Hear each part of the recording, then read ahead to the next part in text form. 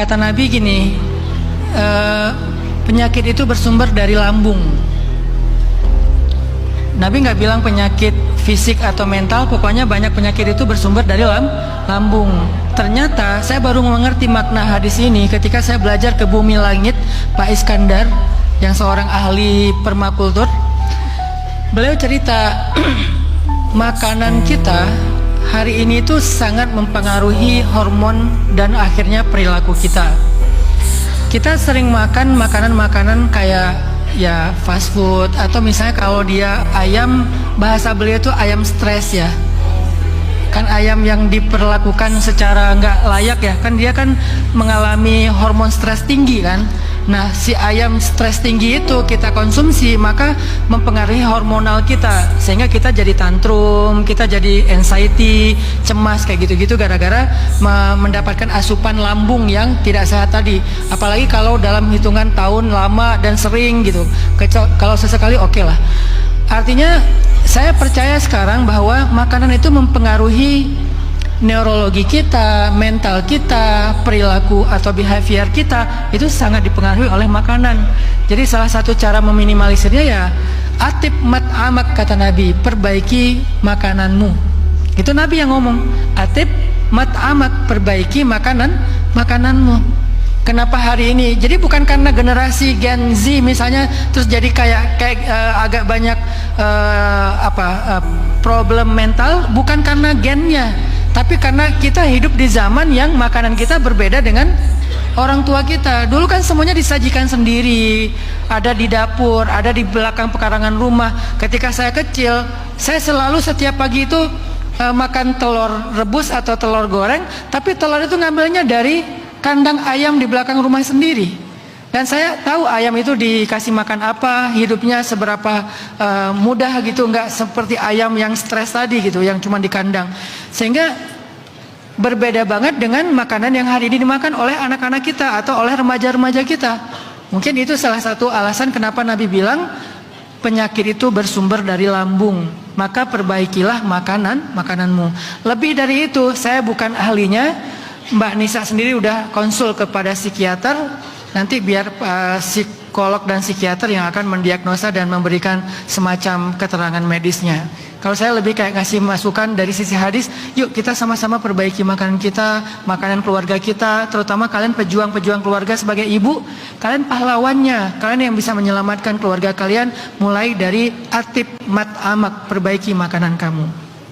Kemudian Mbak Nisa sedang mengalami problematika cinta segitiga dan bertepuk sebelah tangan. Segitiga dan sebelah tangan. Mereka udah bahagia berdua. Apa? Gimana? Yang cowoknya udah bahagia sama temennya. Iya. Ya berarti kan segitiga kan? Beliau ada di antara. Oh, itu bukan segitiga ya? Bukan. Sama sisi gitu. Beda. Itu namanya apa? Sebelah tangan doang. Sebelah tangan aja, berharap aja Ustaz. Tidak. Oh, bukan segitiga. Gitu, tidak sebelah tangan. Selain bertepuk sebelah tangan, beliau juga posesif. Iya. Ya kan? Udahlah bertepuk sebelah tangan, ada rasa posesif yang besar sehingga makin nggak rela. Nah, kemudian pas ketemu sama cowoknya bilang, "Lu siapa? Gua nggak kenal." Cie. Itu mungkin cara Mbak Nisa untuk mendoktrin atau afirmasi positif diri sendiri supaya ya udahlah, relain aja, dia seolah-olah nggak pernah ada segala macam. Saya lihat positifnya dari sisi itu. Oke. Boleh nggak? Kalau pertanyaannya boleh nggak saya berharap kepada yang lain gitu ya? Cari laki-laki yang lain gitu. Tadi lagunya? Ya beliau rencananya mau gue mau cari laki lain gitu. Iya. Iya. Apakah itu? Iya kan? Iya. Apakah itu salah gitu?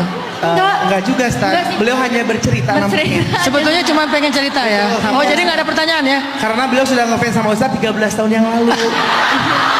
Sementara pemuda hijrah baru ada 10 tahun yang lalu Ustaz. 9 tahun yang lalu ya. Iya. Ya udah, nggak ada yang bisa dijawab. Ceritanya diterima. Inspiring banget lah pokoknya, ceritanya inspiring banget. Tepuk tangan buat Mbak Nisa. Tuh keren. Inspiring kata Ustaz Dangan. Kalau boleh kasih saran, Mbak Nisa jangan menyakiti diri sendiri dengan mogok makan. Kalau niatnya mau nggak makan bukan gara-gara mogok gitu. Enggak, Ustaz, tadi makan roti banyak kok. Seblak, mie goreng, Mie ayam. ayam, makanan mama karena Mamahnya suka masak. Alhamdulillah enggak. Jadi nggak percaya ya kalau mogok makan ya? Kalau dari energinya tadi bahagia sih kayaknya enggak, Ustaz. Kan kalau mau makan biasanya kayak gini kan lemas tuh kan gitu. Iya. Ini bahagia, Ustaz. Full. Mbak Nisa tuh keren. Kan bahagianya karena ketemu Tapi Mbak Ustaz. Nisa hebat loh. Iya. Dia tuh bisa apa ya? Membantu dirinya untuk survive Iya. dalam kekecewaan. Misalnya ternyata cinta gua cuman bertepuk sebelah tangan. Ada orang yang malah mempertanyakan takdir. Kenapa nggak ketemu dengan aku aja ya Allah? Kenapa nggak jodoh aja? Kalau beliau ya udah gitu. Itu hal positif yang Mbak Nisa kayaknya perlu kembangkan deh. Mbak Nisa. Kalian jangan ketawa, saya serius ini. Mbak Nisa tuh apa ya, punya kemampuan untuk recovery diri sendiri, terus bisa menemukan alasan yang lebih tepat untuk survive. Udah fokus aja dengan itu. Apakah mencari laki-laki lain asal dengan niat baik, atau mau fokus dengan karir, fokus dengan pendidikan segala macam, udahlah. Ngapain sih mikirin orang yang udah punya kehidupannya sendiri. Saya mau nanya satu lagi, Mbak Nisa masih suka ngekepoin dia nggak? Ustadz jangan ditanya lagi, Kan Ustadz. tetangga. Tetangga, jadi sering ketemu ya. Oh, tetangga ya. Jadi Tetangga, pasti jadi sering ada, ketemu. pasti kelihatan ya. Apa Mbak mau Nisa pindah rumah? Kalau saran saya Mbak Nisa pindah rumah deh. Pindah rumah. Nggak bercanda. Oh, bercanda. Ya gitu. Karena dia bukan pertanyaan ya. Ya udah.